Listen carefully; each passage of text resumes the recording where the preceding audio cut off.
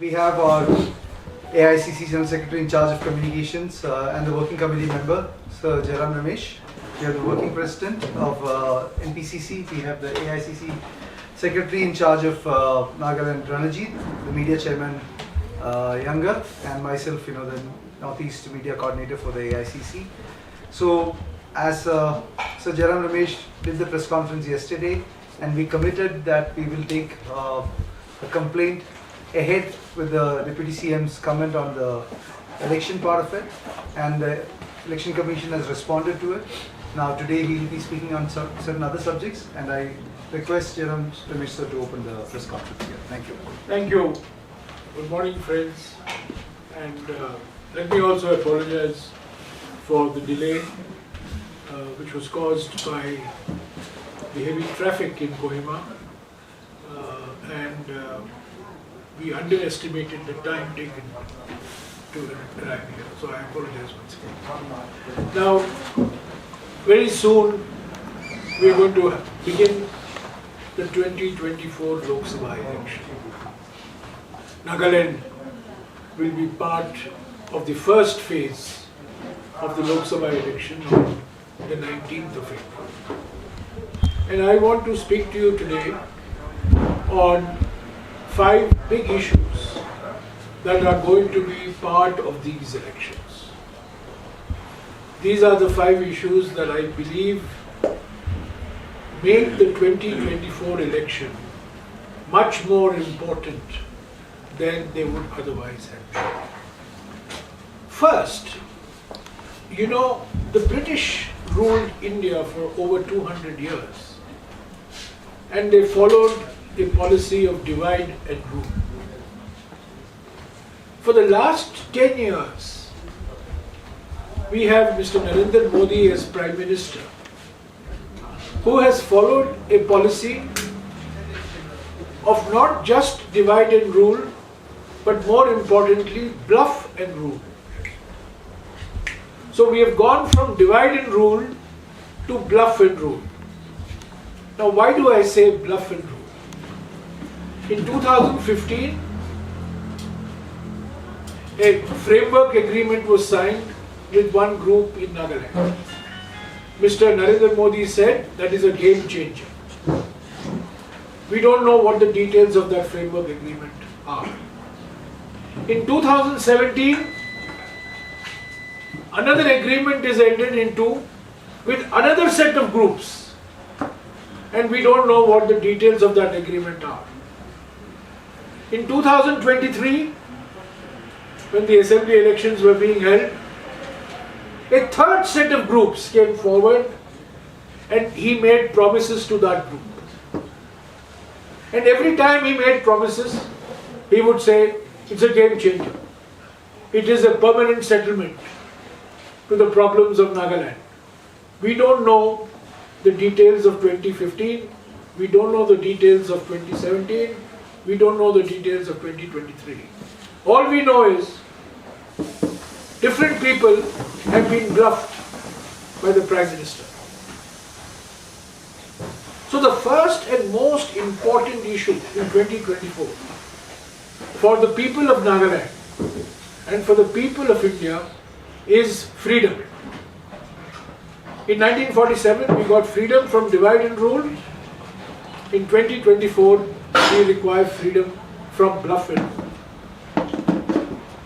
Second issue, the entire BJP RSS agenda, ideological agenda, one nation, one election, one nation, one tax, one nation,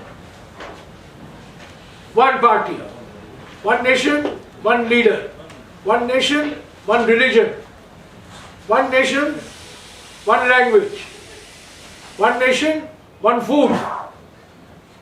So the BJP RSS agenda is to destroy religious diversity of India, linguistic diversity of India, ethnic diversity of India, regional diversity of India, food and dress diversity of India. And what happened in Manipur 11 months ago was a trailer, was the beginning. For 11 months, Manipur has been burning. People have been targeted because of their religion. Places of worship have been burnt because they belong to a particular religion. Prime Minister has not spoken a word. Prime Minister has not come to Manipur. He has not met the Chief Minister of Manipur, not met MP, MLA, political parties. Because the agenda, what they started to do in Manipur, they will do in Nagaland, Assam, Arunachal Pradesh, Meghalaya, Tripura, Mizoram, all parts of the Northeast, to destroy the diversity of the Northeast. So the second issue is the protection of diversity of India. Religious diversity, ethnic, linguistic, regional diversity, which is under threat because of the BJP, RSS, one nation, one religion, one nation, one language, one nation, one party, one nation, one leader policy. The third issue that is very important, which I want to repeat, which I said yesterday, in 1963, Nagaland became a full-fledged state of India. And Article 371A was introduced in the Constitution of India. This is the Constitution of India. In Article 371A, it says, no act of Parliament in respect of religious or social practices of the Nagas, 2. Naga customary law and procedure, 3. Administration of civil and criminal justice involving decisions according to Naga customary law, and most importantly, number 4, ownership and transfer of land and its resources. I repeat, ownership of land and its resources shall apply to the state of Nagaland unless the Legislative Assembly of Nagaland by a resolution so decides. Now, Modi government removed Article 370, which provided special provisions for Jammu and Kashmir. 371A provides special provisions for Nagaland. 371B for Assam. 371C for Manipur. 371F for Sikkim.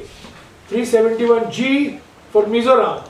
And 371H for Arunachal Pradesh. But today I am concerned only with 371A for Nagaland.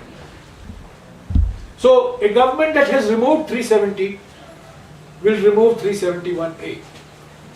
Ownership of land and resources and its resources will go from the Nagaland Assembly to Parliament of India, which goes against Article 371A, which was introduced in 1963. So this is my third point. We have to protect 371A, particularly ownership of land and its resources. Naga customary law, Naga practice, Naga religion, Naga way of life, which is under threat. So this is the third point. Fourth point I want to say is that across the country, the biggest issue is unemployment. The highest unemployment rate we have seen in India in the last 45 years, particularly youth unemployment. The more educated you are, the greater is the chance that you are unemployed. And one unemployed educated youth commits suicide every 2 hours. This has never happened before. So the Congress party has introduced the 5 Justices program. Youth justice, women justice, farmer justice, worker justice and social justice for weaker sections of society. Most important, we have to have jobs, jobs and more jobs for educated youth. Jobs in government, jobs in the private sector, jobs in manufacturing, jobs in services. But the Prime Minister will not talk about this issue. He will talk about other emotional issues, talk about religion, but he will not talk about the most important issue that exists today in India facing the youth of our country, namely record unemployment. So these are the 5 justices that we have promised. Fifth and final issue that I want to speak about today, and this has great importance in Nagaland. Democracy means having an opposition. Here, everybody is joined NDPP, and the only party that is fighting the NDPP, which is masterminded by the BJP, is the Congress party. We have to, democracy means strengthening of judiciary. Democracy means strengthening of the media.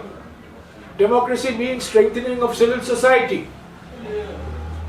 Democracy does not mean silencing the voice of the people. And this is what is happening in state after state, including Nagaland. This Constitution of India guarantees freedom of speech. But what is important today in Nagaland, in Manipur, in other parts, is not just freedom of speech, but freedom after speech.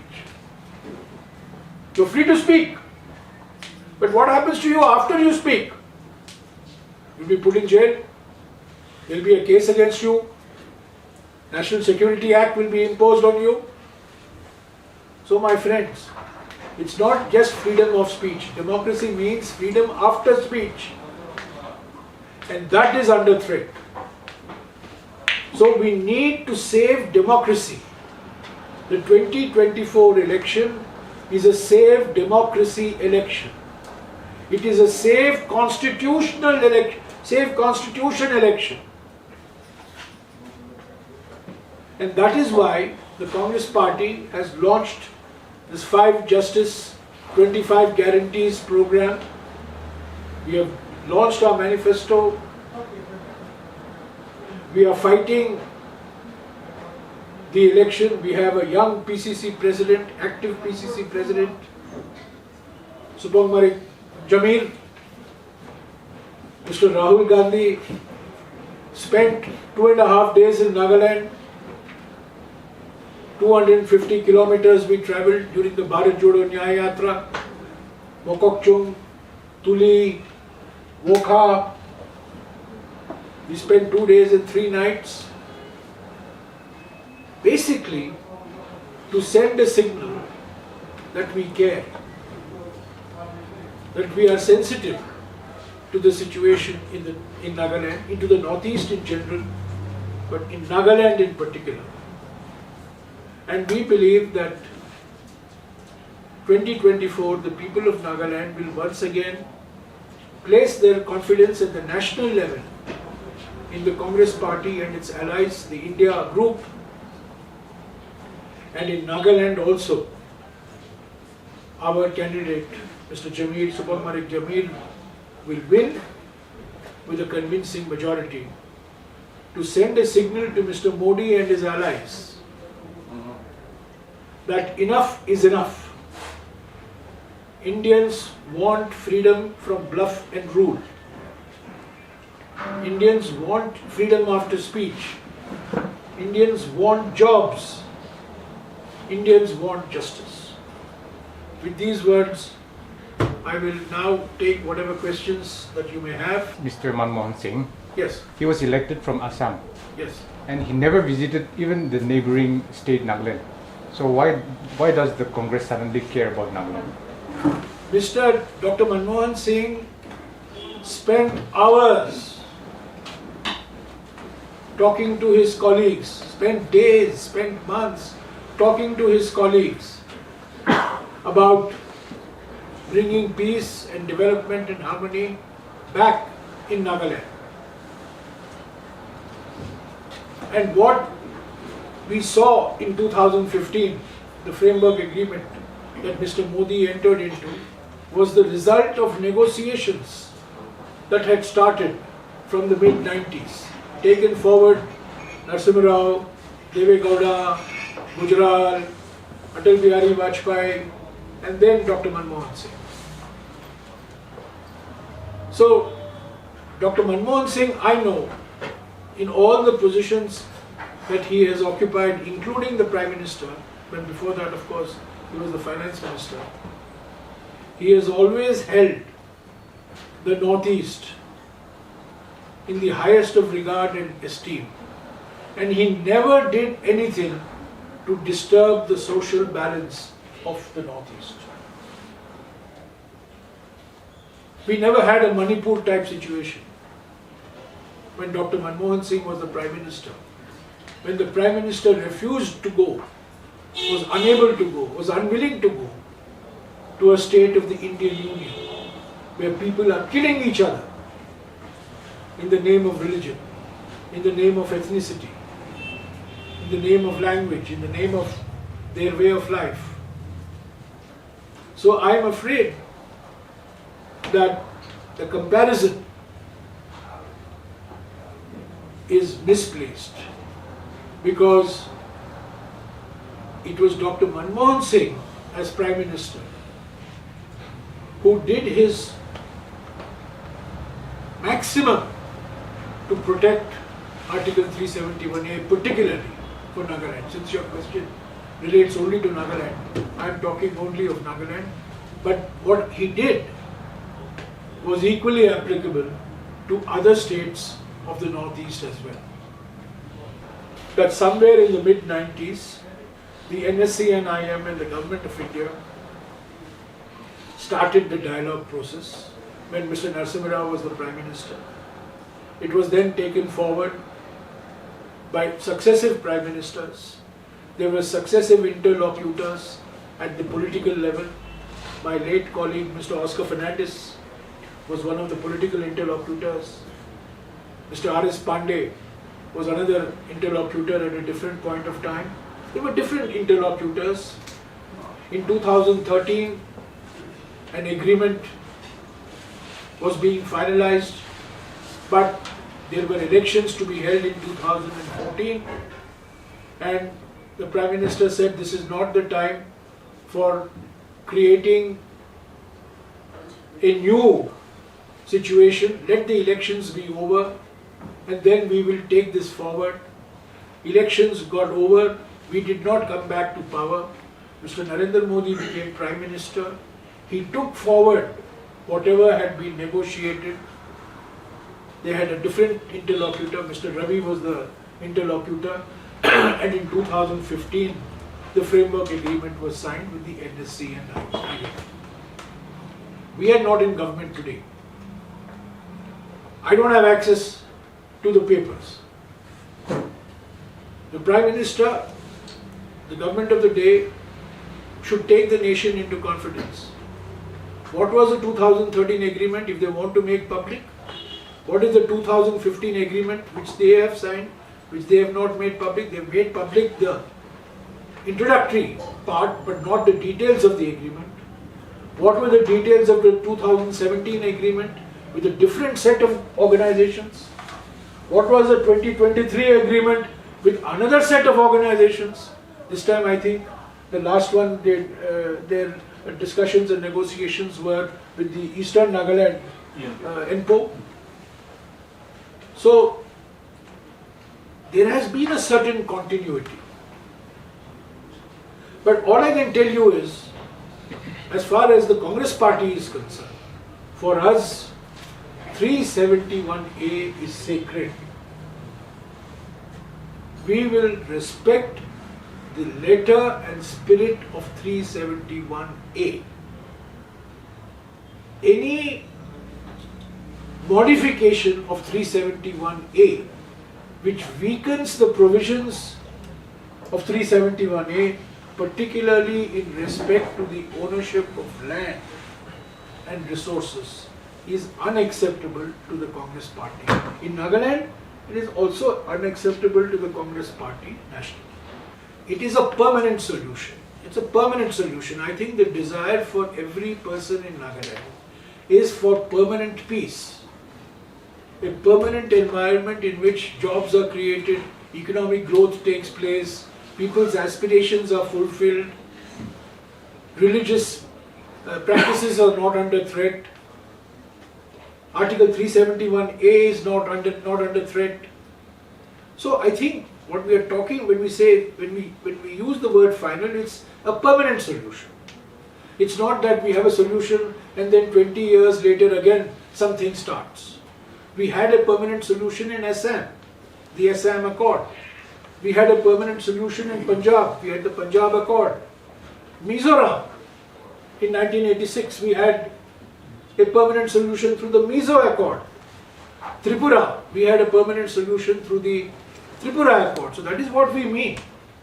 That when we have an agreement, all groups buy into that agreement. It should not be that this is an agreement between one group and the union government. It has to be a solution which all groups of Naga society accept and respect and are willing to abide by. And that is possible only when the government of India is transparent, when the government of India does not divide and rule, when the government of India does not bluff and rule, makes different promises to different groups. So I think that's the road that we have to take, and that's the road the Congress party will take when it comes to power in New Delhi. There is a lot of history. There's a lot of history to what has happened in Nagaland. But we have to open a new chapter. And that new chapter must embrace all sections of Naga society. People belonging to different tribal groups. People belonging to different regions of the state.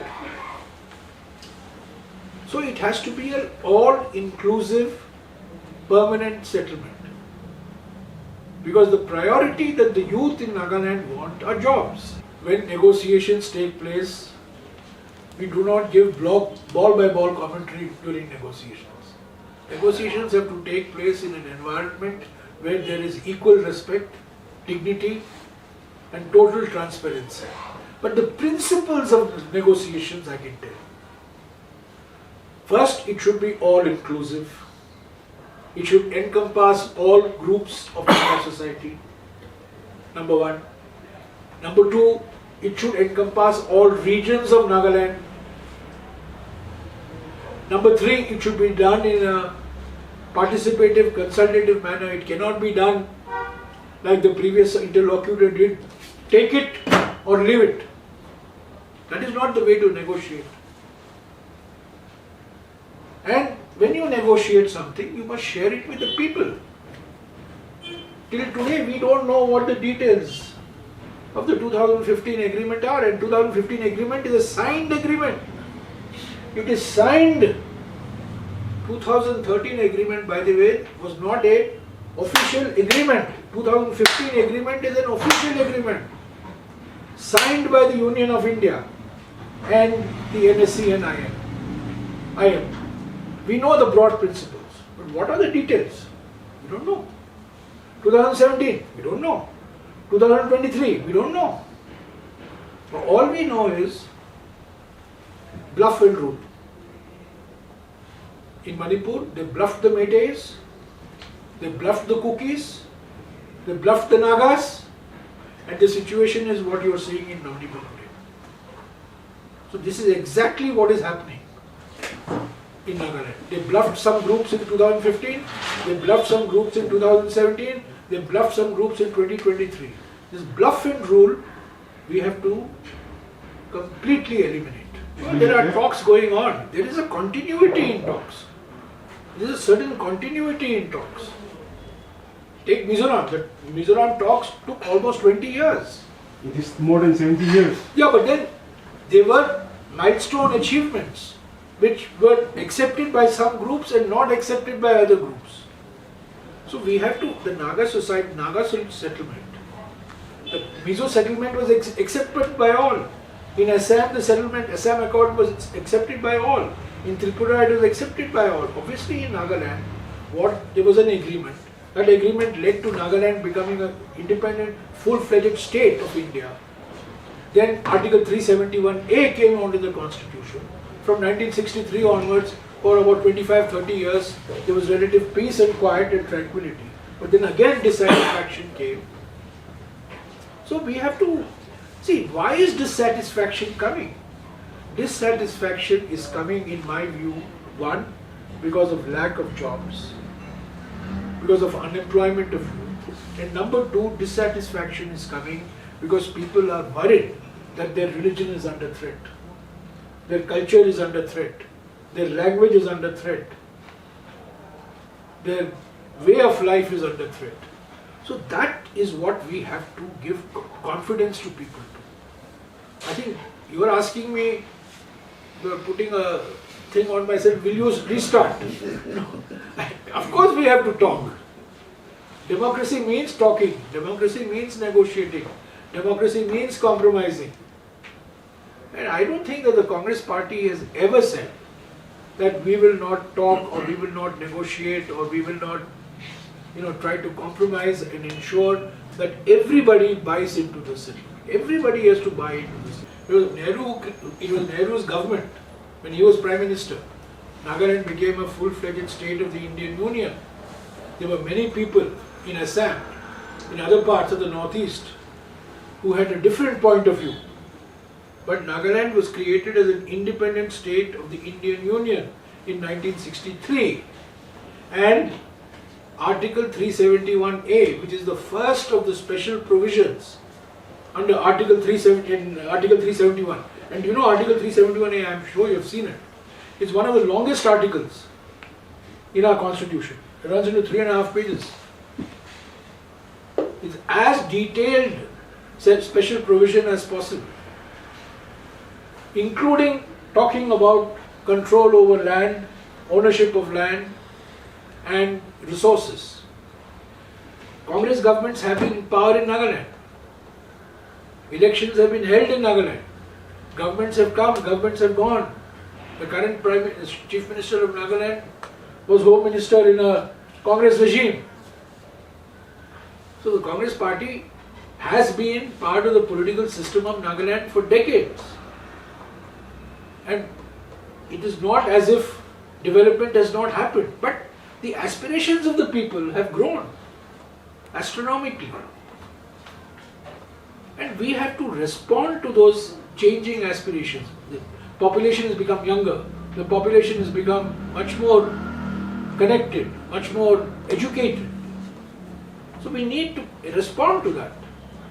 And what I am trying to tell you is that the response of the BJP RSS is not tuned to responding to these concerns of youth. Because their priority is one nation, one language, one nation, one religion, one nation, one food. They will decide what you will eat, what you will dress, how you will worship, where you will worship, what language you will speak. They will decide. So that goes against the Naga way of life. The union is a way of life. It may not be a way of life in Nagaland, but it's a way of life in some other states. It is not going to be, compulsorily applicable, but it is a way of life in different. And the Supreme Court has also legislated on this. By the way, there was a case in the Supreme Court. And what is alien to the Naga way of life will not be. Congress will ensure that every citizen, minorities, have the freedom. Every citizen and minorities have freedom of choice of dress, food, language and personal laws. We will encourage reform of personal laws. Such reform must be undertaken with the participation and consent of the communities concerned. Next one. Next, Congress promises to meet long-standing demands for inclusion of more languages in the 8th schedule of the Constitution, that is for official languages. After wide consultation, Congress will bring a law to recognize civil unions between couples belonging to the LGBTQIA+ community. After wide consultations, to to recognize civil unions. And this is actually a follow-up to what the Supreme Court has said. 377 order. This is a follow-up to what the Supreme Court has said. We have not said anything revolutionary in this paragraph. We have just given effect to what the Supreme Court has said. I think most of the projects that have got completed in the last 10 years were projects that had been initiated in the previous 10 years. I can tell you from my own experience, projects that I had initiated when I was Commerce Minister, when I was Power Minister, when I was Environment Minister, when I was Rural Development Minister, not just in Nagaland but in other parts of the Northeast, have got completed later on.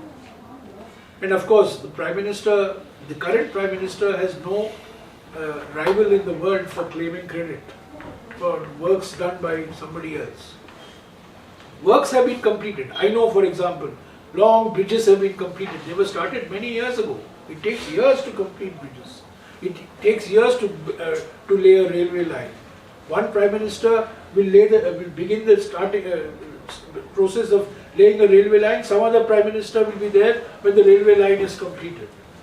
So many of the projects, most of the high visibility projects that you are seeing, particularly in the Northeast, are projects that have been started years ago, and because of logistics and infrastructure and other issues, and sometimes law and order issues, they could not be completed, and they have been completed. So the visible projects, yes, but I think fundamentally, Manipur should be a wake-up call to people in the Northeast. Because what has happened in Manipur, the atmosphere of fear, atmosphere of intimidation, the targeted attacks on people belonging to different religion, the burning down of places of worship, these are fundamental freedoms are at stake. And I think in 2024, those issues will be very, very important. So yes, projects have been, commissioned. Power projects have been commissioned, bridges have been commissioned, national highways have been commissioned. But these are projects that have had long gestation periods, and because of geographical and other reasons, the gestation period for projects in the Northeast is longer, because the working season is shorter, because of the monsoon and there are many other reasons. So the Prime Minister has certainly taken credit for a lot of the works that had been started during Dr. Manmohan Singh's time. And Dr. Manmohan Singh completed many projects that had been started during Mr. Vajpayee's time. And Mr. Vajpayee completed many projects that had been started in Mr. Narasimha Rao's time. That is what government is all about. Continuity in government is very important. But Mr. Modi thinks that India began, Nagaland began, Northeast began only in 2014. I would like to add to what your question is specifically with respect to Nagaland. I would like to ask a question about the roads in Nagaland. When we travel with the entire national media from Kohima to Mokocho, there were no roads. There are highways, and these are approved road projects. There were no roads in many places. What is in the 10 years, the Kohima airport, is what is done with the Kohima airport? What has been done with the Dimapur railway station development? So all these are bluffs, that's what Sir has already started in the press conference. There's a lot of bluffing which is happening. Whereas actual development, you look in the Northeast and you look at the connectivity, if you are told you have to travel within the Northeast, what is the connectivity which you claim? It will take 17 to 18 hours to travel to within the states, even after being in such proximity. So these are lies which is being told.